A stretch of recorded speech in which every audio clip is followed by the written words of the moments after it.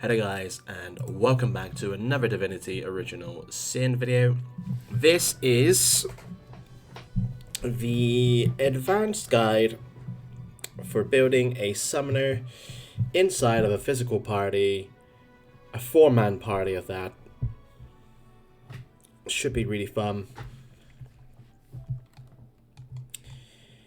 And yeah, just to put it out there, I got a little bit of a sore throat that was flaring up last night. Seems to be a little bit better today, but seeing that I'm going to be talking for a while, I imagine it's going to flare up. So just excuse that, if you will. But anyway, guys, hope you're good.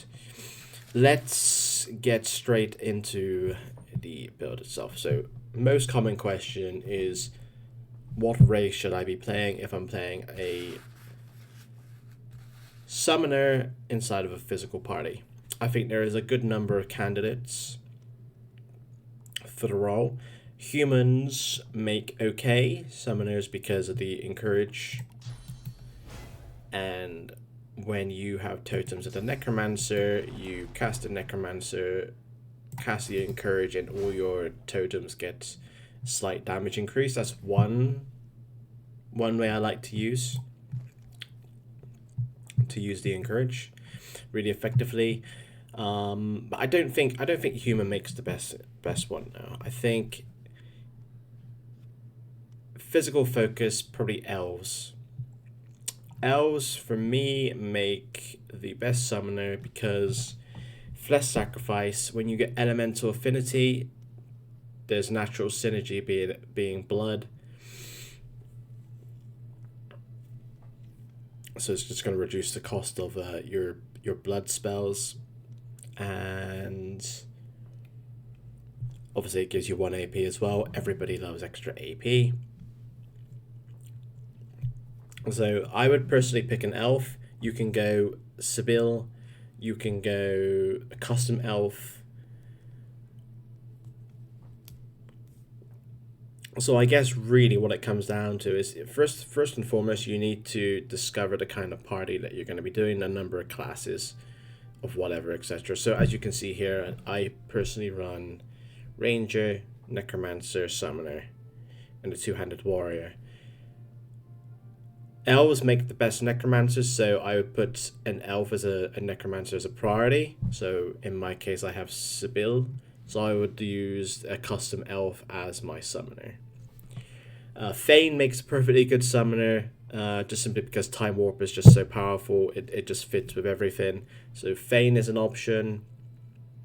However, personally, I think either Sibyl or a custom elf would make the best summoner because of the synergy with Flesh Sacrifice, extra AP, which obviously synergizes with Skin Graft, Adrenaline. And also, the Flesh Sacrifice will have a bigger impact on your Bouncing Shield, which is really the only direct spell that is going to be doing damage for you. And it'll have even more impact when you have Anne Mathlin, which is a shield that gives you Death Wish. So if you're starting at 1 HP, and you're using Flesh Sacrifice, your Bouncing Shields are going to be hitting very hard, considering you have no offensive stats, which is pretty incredible. So yeah, I would say elves make the best, and then you can go human if you really want the encourage in the party, and or Thane because of Time Warp. So in terms of your attributes as a summoner, what you should be going for, in my view, is the way I view the summoner is that you are the initiative. You're the initiator rather of your party. So you want to be going first. You want to be acting first, and in order to do that, you need really high initiative. So the really cool thing about Summoner, you do not need points in Strength, you do not need Finesse, you do not need Intelligence. You don't need any of these to be effective, and the only times that you will be putting points into any of these is to meet requirements for gear. that is the only reason why you'd be putting points into it. Constitution, you do not need to put points in this. You will simply be putting points into it to meet requirements for the shield. Obviously, you need to take into consideration flesh sacrifice reduces that. So you need to get enough con to use flesh sacrifice without dropping your shield. So you're going to be prioritizing wits as your first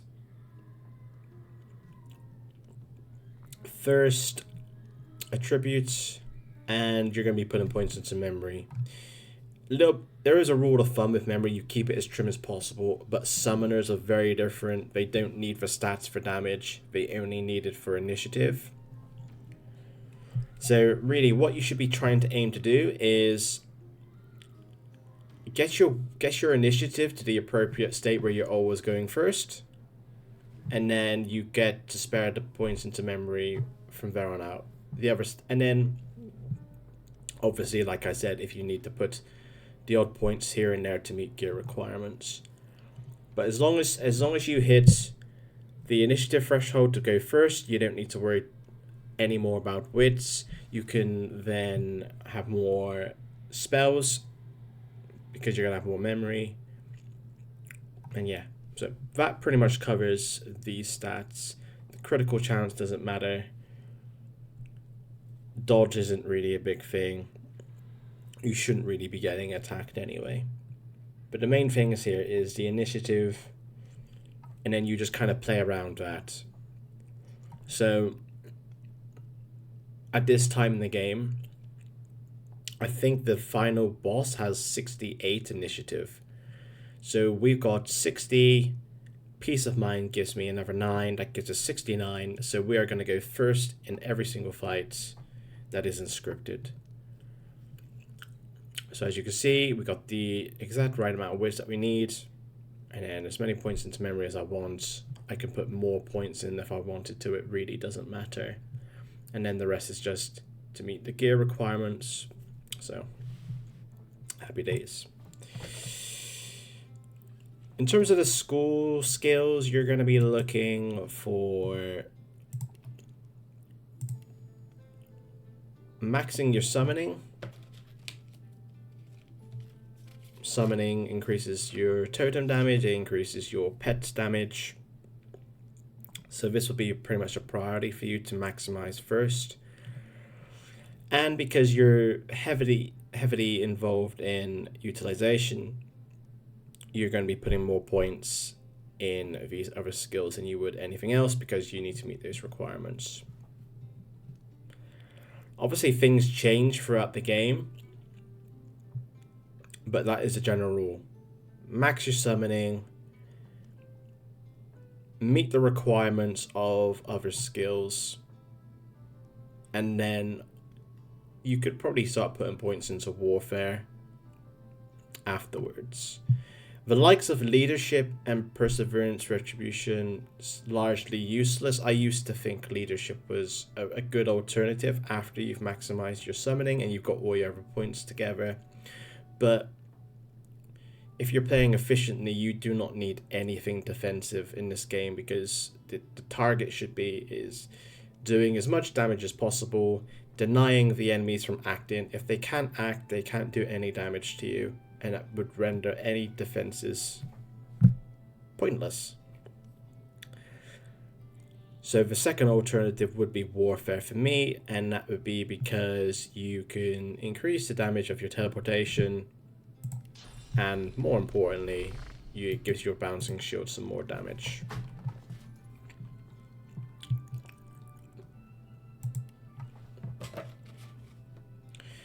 In terms of your talent points,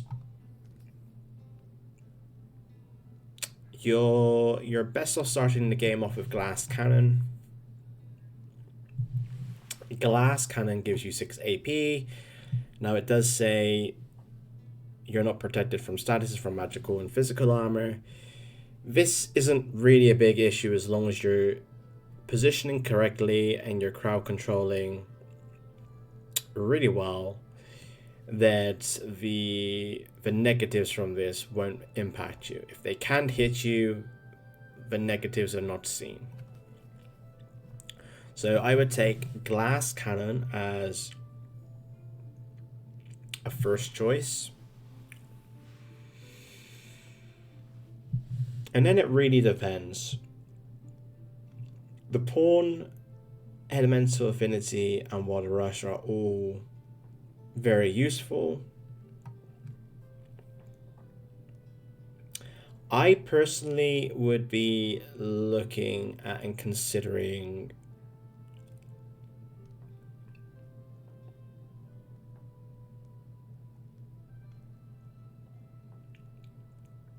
hang on, sorry.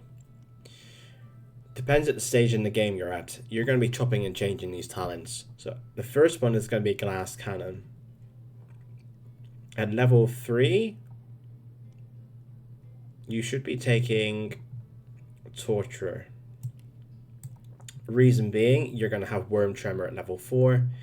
This is going to give you your soft crowd control and keeping enemies bunched up together.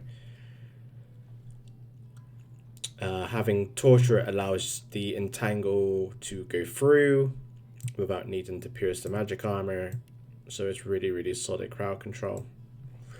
So that is how you're going to be setting up early. You're going to go glass cannon, you're going to go torture, and then at level 8 you can take water rush, or you can take pawn. I personally would go water rush.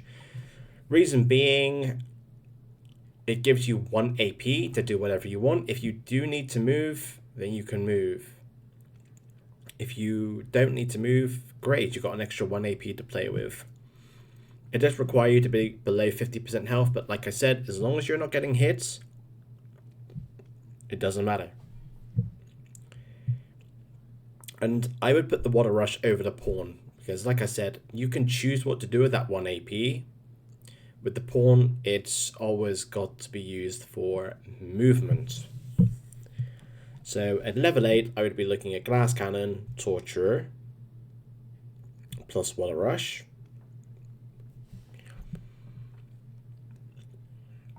And then things change at level 9 because you gain access to spider's legs, which means that you can vacate a talent point, you can remove torturer, and then you can have water rush and the pawn. So once you get to level 9 onwards, you can drop torturer, you don't need it anymore, and you go with glass cannon, pawn, and water rush. Level 13, you add elemental affinity, or you could go elemental affinity at level 8, but it's not that as impactful in my opinion. I would leave it to at least level 13.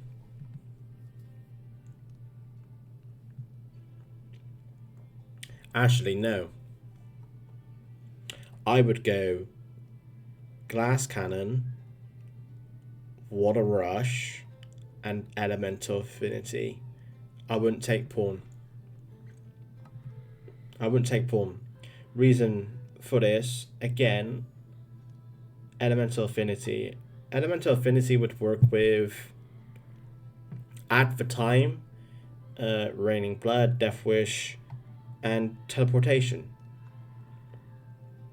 Level 9 is when you pick up the Shamor Doran, and what you can do is as an elf, you can do your flesh sacrifice like here, and then you can like wands, and then you have an electrified blood surface, which is going to reduce the AP of the teleportation, Death Wish. That already has more value than pawn, and if you're finishing things in one round anyway, it's more valuable than pawn. So I would look at elemental affinity before the pawn. Level 13, you can pick up the pawn now. So basically it's just everything that's reducing AP cost. So you got glass cannon, 2 extra AP, pawn, 1 AP free of movement, water rush, giving you 1 extra AP, elemental affinity, reducing AP of spells. Like, all this stuff is going to allow you to do a lot more actions on your turn, which makes it pretty incredible. As for the 5th talent point that you'd get at 18, all scaled up's an option if you haven't maximized summoning, but more than likely you would have it at that point. So all scaled up's not that useful. Mnemonic isn't really going to be that useful at this point. Just simply because I'm at the point here where I just attributes are not really doing anything for me anymore. So mnemonic's a little bit dead weight. You can look at Far Out Man giving you that extra bit of reach. That could be useful because that's going to apply to a lot of your spells. So you could end up using this.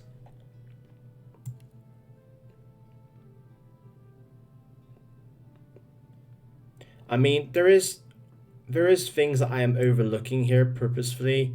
Like, for example, 5-star Diner is a broken talent, but I'm so used to not playing with it or rejecting them from like runs that I just don't consider it, because quite frankly 5-star Diner is broken.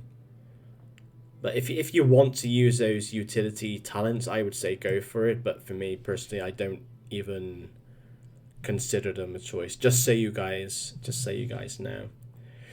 So with the 5th talent point, we could go Savage Sorcery, so our bouncing shields can crit. Again, that's something that's going to increase damage. But aside from that, the other options aren't really looking that great. So personally, at level 18, 5th choice, I would actually consider Sortilege. Your bouncing shield is going to hit like a truck. And with the Death Wish bonus, with the Warfare bonus you'll be getting because you're putting secondary points into it, and you're gonna get a reasonable amount of crit chance as well from all the wits. It's a viable option. I would actually get Savage Sortilege as my 5th talent point as a summoner, and this is something that I never even considered. Something I've never considered as summoner. Waste of time, but it's not.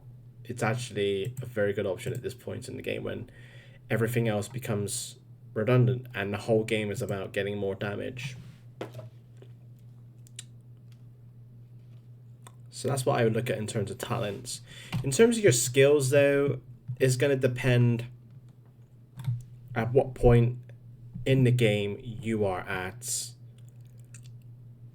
In all honesty, you can see what I'm currently using here in the end game, because this is literally all that's required.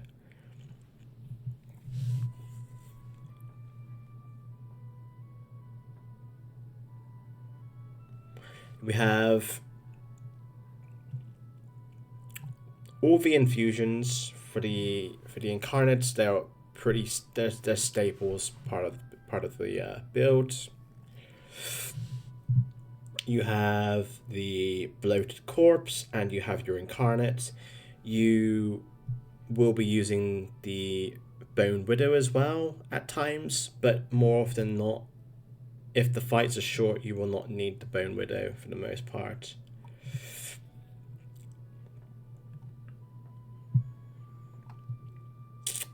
The usual suspects: haste, peace of mind, nice boss for your party.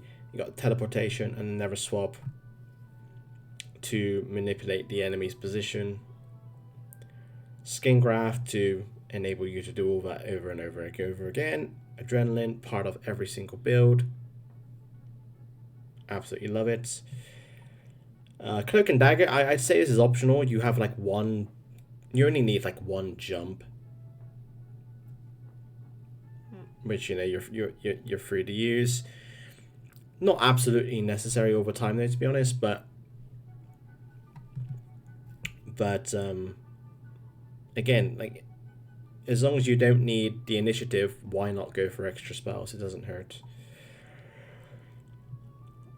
Superchargers is a staple from the early game. This is something else I would still use at this point.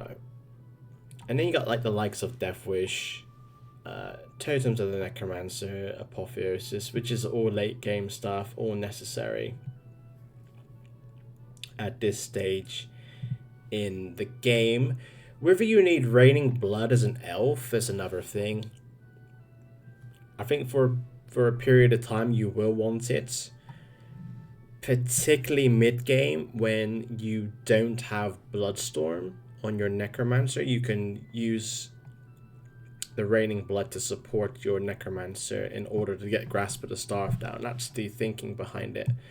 But in the super late game, you don't really need Raining Blood, to be honest.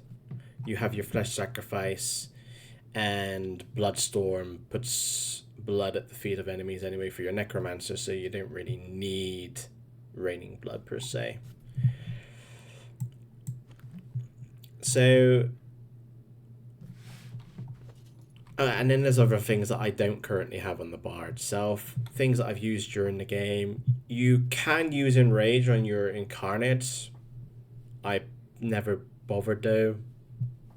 Too much hassle. Didn't ever bother doing so. But it's an option. At times, early game especially, we've used Corpse Explosion because of the huge base stats. It meant that we could do reasonable damage without putting points into Intelligence or Warfare. So that was an option that I was using at times previously. Uncanny Evasion, I think maybe at times I would use during the early game if needed, but it becomes less relevant once you get Evasive Aura. Armor of Frost, particularly early game, you might use this. You'll have this on the bar. Always nice to have that that CC protection. Fortify the same, but it's not as impactful as Armor of Frost. Worm Tremor, like I mentioned earlier, is the alternative to Spider's Legs, but we were using this from level 4 to level 8, where level 9 you pick up Spider's Legs. Then other things that I've been using during the run, you could use Living on the Edge, but more so to actually set things up, to be honest. That's how I was using it. But, you know, I understand that people don't finish fights in one round and things are look a little bit different.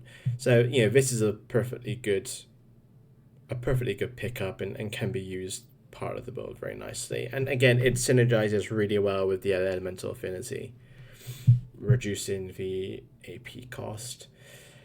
Elemental Totem is an absolute staple. It's not in this build currently because we have Totems of the Necromancer. Pretty much you're going to be using the Elemental Totem throughout the game until you pick up the Totems of the Necromancer. Dimensional Bolt is trash. Don't use this. Rallying Cry for the most part you won't be using. Bone Widow I'll touch on a little bit shortly.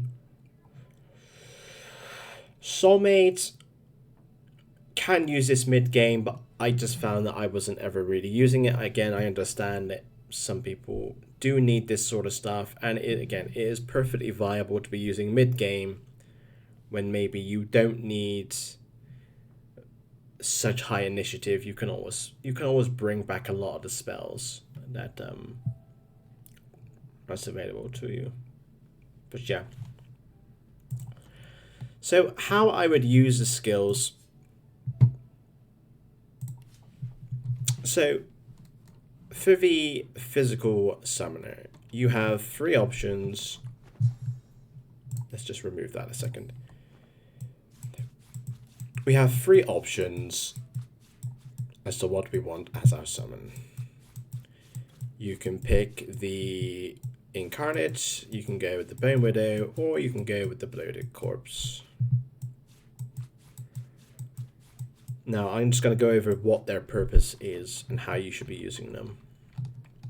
So, with the Incarnates, the Incarnate lasts for 10 turns. The Bone Widow lasts for 5 turns.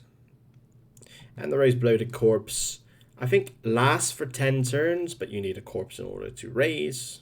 Durr. So it makes most sense, majority of the time, to start off fights with a fully buffed Incarnate. You're best off doing this in Blood, because the Blood Incarnate has more stats, damage, and comes with an extra spell compared to the standard Incarnate. So this will be your highest damaging summon, but only because of the buffs. If we were just to take the summon from ground 0 with no buffs, the Bone Widow will do more damage.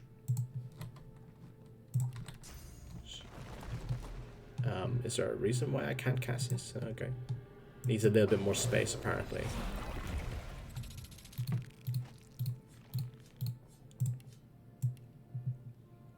So there is slightly more damage with the Bone Widow. So if you're pre-setting up, the Incarnate is the best choice to go with. Sometimes it might even make sense to go with the Bloated Corpse from the beginning, but you have to bear in mind that obviously you use it and then you don't have a pet afterwards once you explode. So in terms of AP efficiency, you want the Incarnate up, you blow your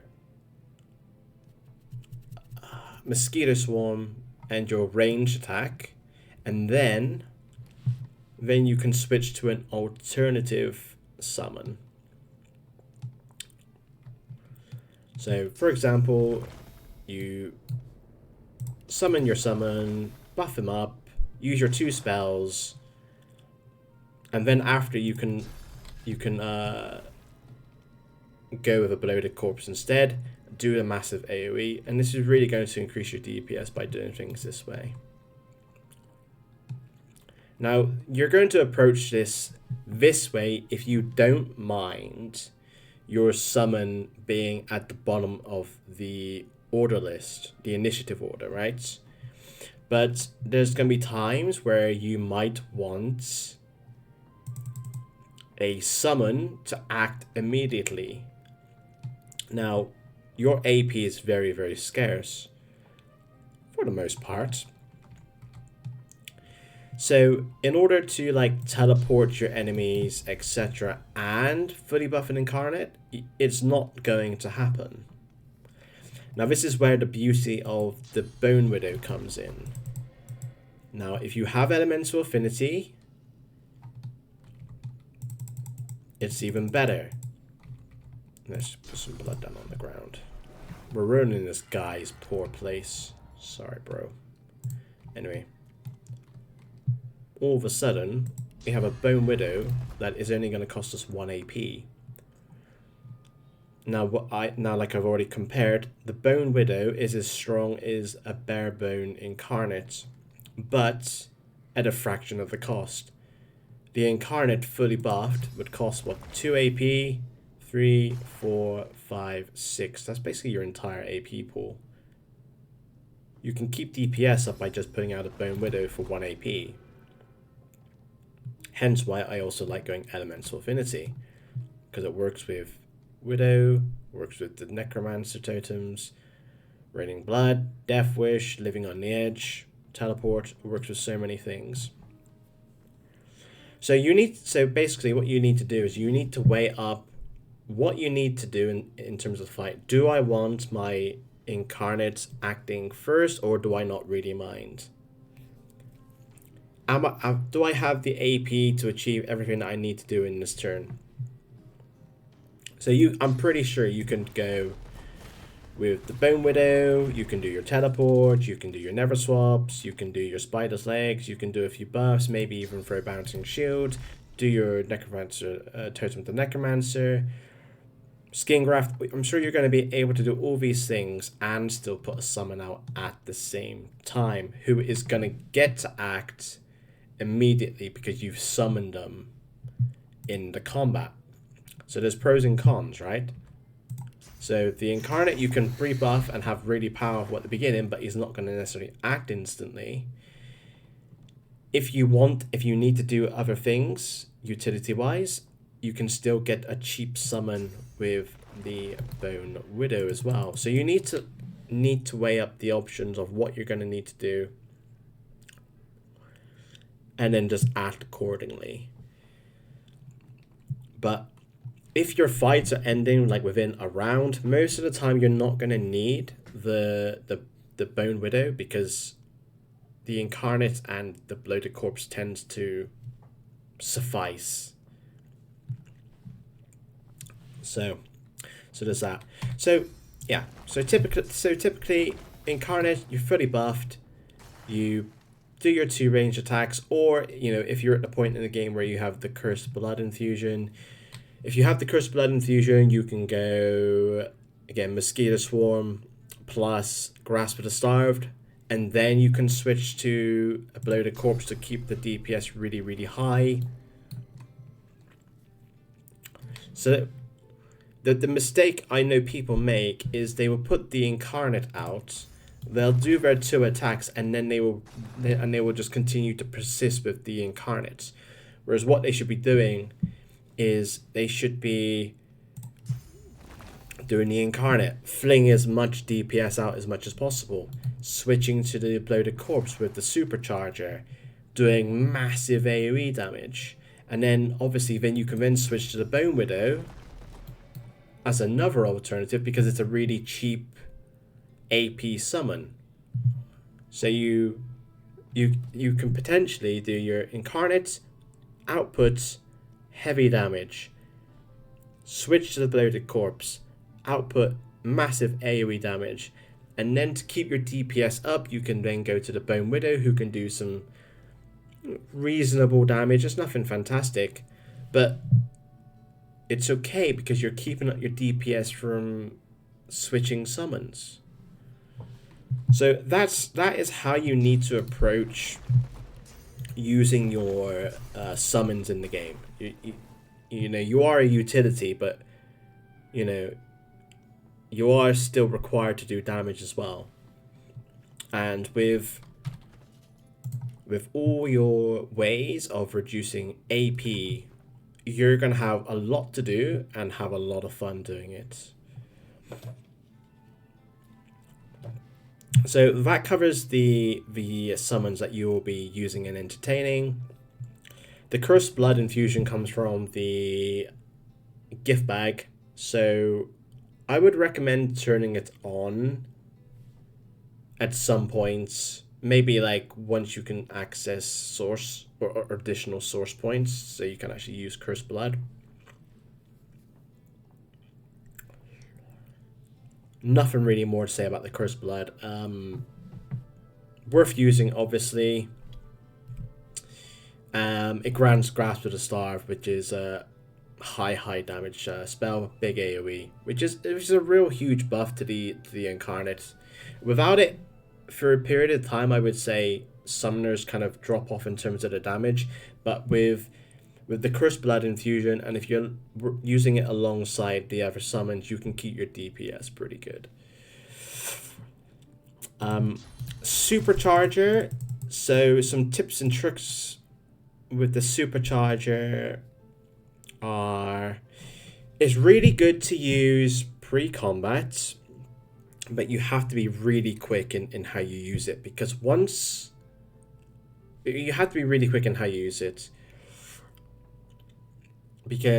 gets down to like one turn, once it ticks to your Incarnate, the Incarnate would die.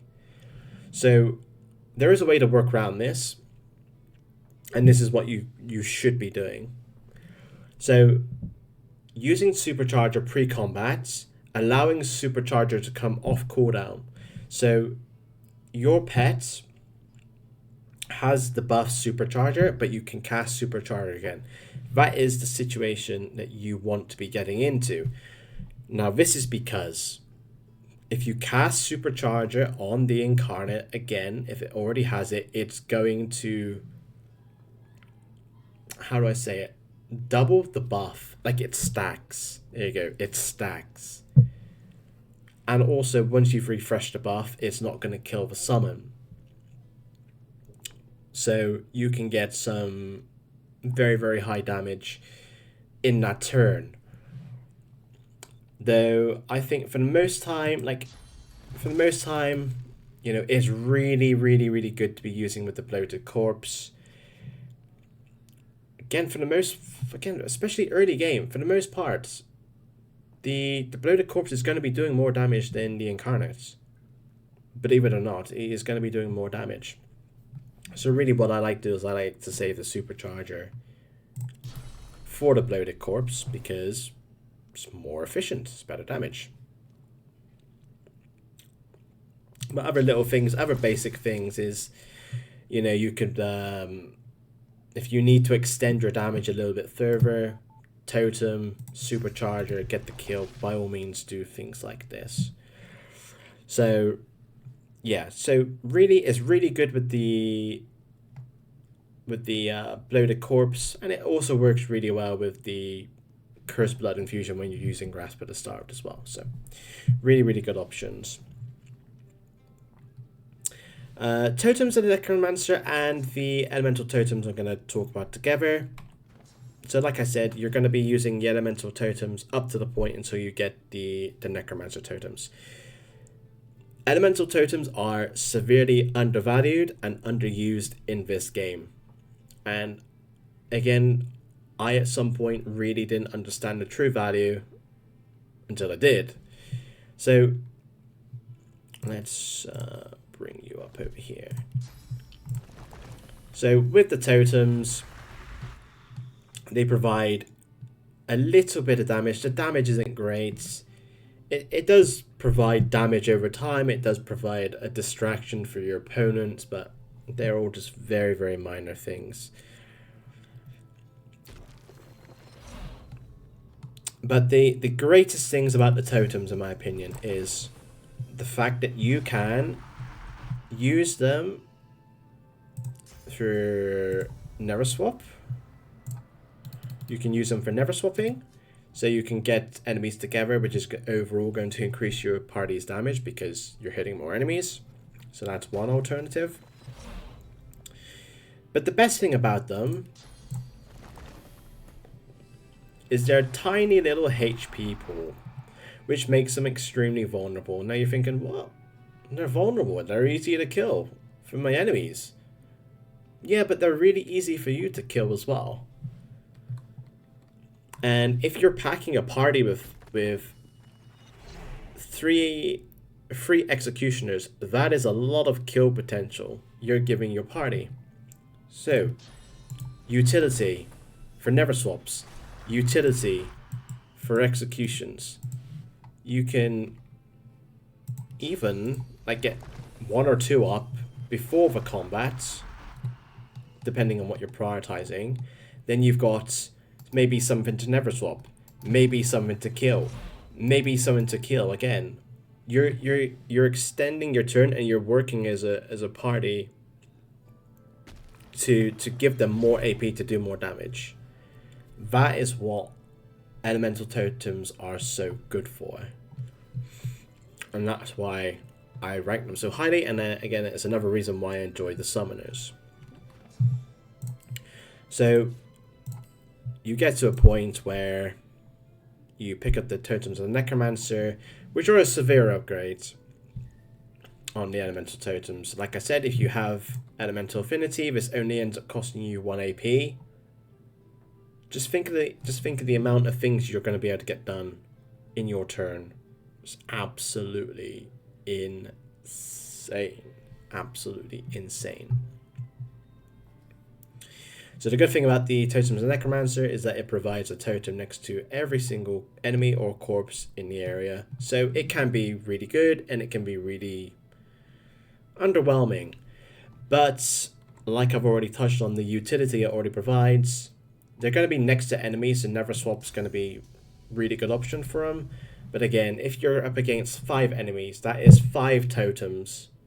5 totems worth of damage, and then you have multiple ways of getting executions off. The utility is just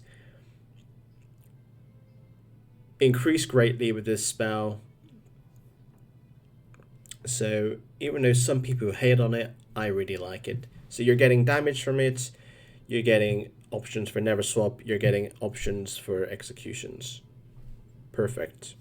And the great thing is you can use Elemental Affinity for it to reduce the cost of the AP too. I've already touched on the Raining Blood. This is going to be more prevalent early and mid game when you're trying to like support Grasp of the Starved, but later in the game and being an elf, it's not as valuable. Death Wish is huge for your teammates, especially the way that we're building here. Pretty much every single one of my party members is going to be sitting at like 1 HP for the most part, including my summoner here. So Death Wish, again, Elemental Affinity brings the cost down, absolutely huge. Spider's Legs, it comes into effect at level 9. It replaces Worm Tremor, and the reason why I like it that it replaces Worm Tremor is simply because it frees up a whole new talent for me, which is really important in reducing the AP cost of everything. Really good crowd control. I really like using it with this party because it's physical, so there's not really going to be any problems in actually using it. So there we go. The only sort of downside to the Spider's Legs that you can crowd control for 1 turn, but after there's a cooldown on it. So really, if you're able to achieve everything that you need to with 1 turn of the crowd control, it's great. If you need more turns, it becomes a little bit iffy. But really, I would expect most people to, within 2 rounds, to get the crowd control under control. That doesn't actually hurt you too badly. Apotheosis, best way to use this is pre-combat. This is absolutely necessary for this build because of the sheer amount of source points that you require, totems of the Necromancer, and your Cursed Blood Infusion. So if you're using this pre-combat, like, you can just do so much. You can do so much. It buffs your attributes, which is a minor thing. Oh, a minor thing for a summoner, more important for everybody else in terms of their damage. But really, like, what you're looking to do is you're looking to Apotheosis up. Apotheosis up. You can give this to your Incarnates. You can pop the totems of the Necromancer. And if you've done the Apotheosis pre-combat, you've only spent 2 AP on these 2. It's crazy, right? And if you've taken the time to electrify, which you have to be very careful about positioning yourself, by the way. But you can see here already. That's 1 AP. That's 1 AP. Your teleportation and Never Swap is going to be 4 AP. Just think of the amount of crazy AP you got. You already start off with 7 AP. You start off with 7 AP. Reduced, so Totem Necromancer -1. Blood Infusion -1. These 2 -4. You still have 3 AP plus Adrenaline plus Flesh Sacrifice plus Skin Graft plus Adrenaline plus all those other things that I've just mentioned. It's absolutely stupid, but it's so much fun because you have so much to do and you have so much AP to play with. It's, honestly, guys, you should play this. Skin Graft. skin graft, I mean, there's plenty of tricks. I say plenty of tricks. It's just basic. It's the best way to use your skin graft is really to gain extra AP. It seems to be a theme here, right? Extra adrenalines, extra flesh sacrifices, extra totems. Like, it's crazy. It becomes absolutely crazy and so much fun. Peace of mind and haste. Peace of mind, most of the time you will be casting this on yourself for the initiative, otherwise you're going to be giving it to your teammates. Haste, again, is just a way of transferring AP. Evasive Aura is really useful in some fights. I found really useful in fights that I was underleveled and I was trying not to get hit.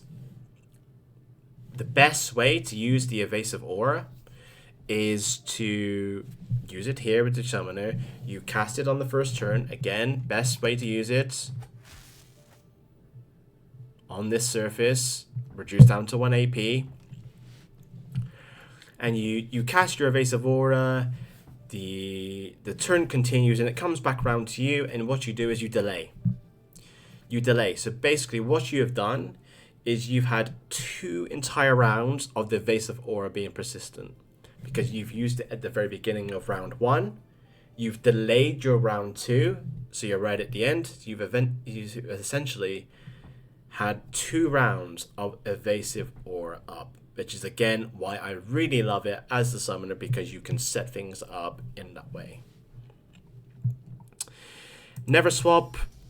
Again, you can use this with yourself. You can use yourself as a prop to never swap. You can use your totems. You can use teammates. You can use dead corpses.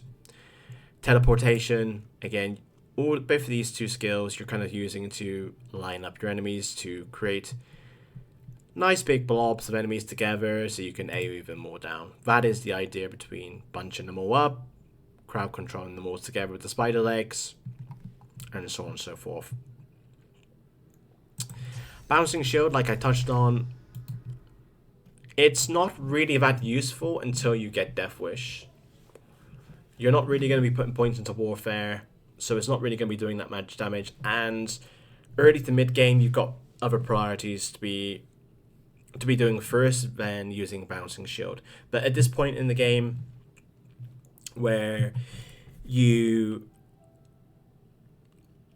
have the tools, you have the Death Wish on you permanently, you can start maybe putting points into warfare, you can get Savage Sword to Leech at level 18. You know, these sorts of things which is going to amplify the damage of your Bouncing Shield, which is going to give it some real oomph.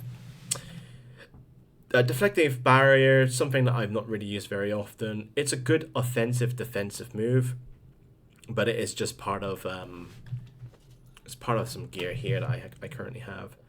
Already touched on the jump, and then like I've said also, I know that I'm playing a human here, but this is just part of my challenge run that I've done, so I had to have different races, etc.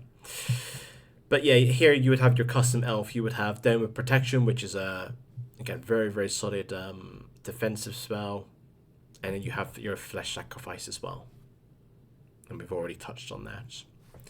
So one thing I have not actually touched on is the actual gear itself. So yeah, you're going to be looking for things like wits. I mean, con doesn't hurt. Maybe attributes that's going to allow you to wear gear, but really for the most part heavily focused on the summoning. That is what you're going to be looking at. So as you can see here, for me, 2 in the summoning. Revola, absolute dream of a chess piece. We got the Contamination Gloves because it has the 2 rune slots, and that allows you to put summoning runes inside of them. Those are the best runes for you to pick up, by the way. We are even using the Devourer's Steps, again, for the initiative and the rune slot, which gives us summoning.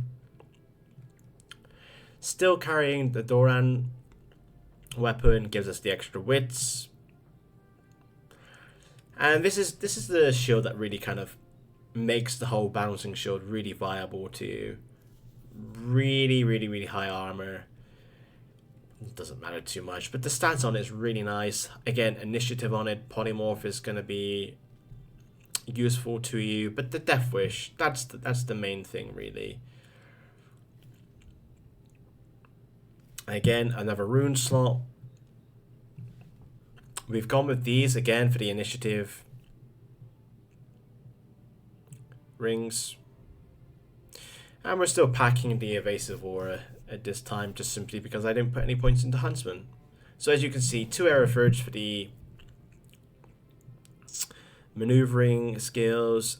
Geomancer I don't actually need, but they're just part of some gear. You don't actually get to fully choose what there is, but 2 Geomancer for Worm Tremor early in the game is necessary. Don't need any points into Huntsman. Got 3 in Hydro, mostly because of the gloves, but you know, if you want to get 1 in Hydro for Armor of Frost, absolutely fine. 5 in Necromancer for the Totems of Necromancer. 5 poly for the Apotheosis. Should only have one. Oh, I have not actually changed this. I should have one in Pyrokinetic, and then I would put the extra point into Warfare, like I've already touched on. The extra point into Scoundrel for the pawn, and then stuff is just for movement. It's just part of the gear. Maximum summoning, and really what I should have is the 1 point from Pyro in the Warfare. But yeah, those are the general things you should be focusing on though. Maxing your summoning.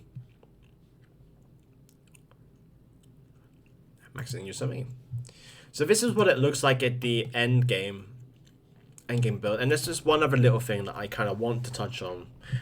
And again, this is something that I see from a lot of people, and I don't necessarily disagree with them, but I would put forth a counter and what I personally think is better. Now, people say that you should maximize your summoning like right from the very beginning of the game, and it's not a bad thing to say, because obviously the more summoning points, the more powerful your summon's going to be. But by doing that, you are severely lacking of the utility that you could be bringing to your party. If you're going full summoning, you don't have Armor Frost, you don't have Fortify, you don't have Teleport, you don't have Uncanny Evasion, you don't have a load of these things, you don't have Bouncing Shield, you don't have Haste, you don't have Peace of Mind, you don't have any potential jump skills, you don't have Bloated Corpse, you don't have Worm Tremor. All these other things that make a lot more sense in my mind to have than just going full summoning. And the reason I'm thinking behind this is you have 3 teammates. Your job as the summoner is to, and you have a lot of jobs, summoner's job is to be first in initiation, so getting your wits, getting first in combats. Your job is to clump enemies together, to CC them, and do damage. And protect and buff. Yeah, just a few jobs. But those are things that you need to be doing. Damage is at the lowest of the priority of that, because you're enabling your other 3 teammates in every way possible. So this is what you are doing to increase your party's damage. You're teleporting and never swapping enemies close together. That in itself is increasing damage. You're protecting them by using spider legs to keep them in place. You're using things like Armor of Frost, Evasive Aura. Because you can't necessarily hard crowd control, but you can root them, but they might still be able to act. This is where these other little things come into play. You've got these things. You're providing your teammate with totems. Totems that do damage, totems that can be executed. You're providing Death Wish to increase your teammates' damage. You have the Incarnate that can be used for crowd control, or as another body to bait enemies or block. I've not even touched on that with the Elemental Totems. Elemental Totems can be used to block areas as well. Say if you had an enemy here and you put a totem here and here, they couldn't get past. They would have to kill the totems. Like a really good example of that is in one of my fights in the oil black pits, and they got the oil blobs. And I put a totem in like here, like in a certain area, and it then forces the enemies to move in a different location, unless they want to spend the AP doing the totem, which is perfectly fine for me as well. So you're grouping enemies, you're crowd controlling enemies, all these things increasing damage, and then also on top of that, because you are going points and summon, you are getting damage from your summon. But it doesn't matter that you're not doing that at the very beginning of the game, because your other 3 party members is going to use all your good work to make up for that damage. So you're still going to be doing okay damage, but you're providing damage because of the utility that you're bringing, and that's your job. You are the initiative character because it doesn't hurt your damage, it would hurt your teammates' damage. So all of it comes together and all of it makes complete sense to me.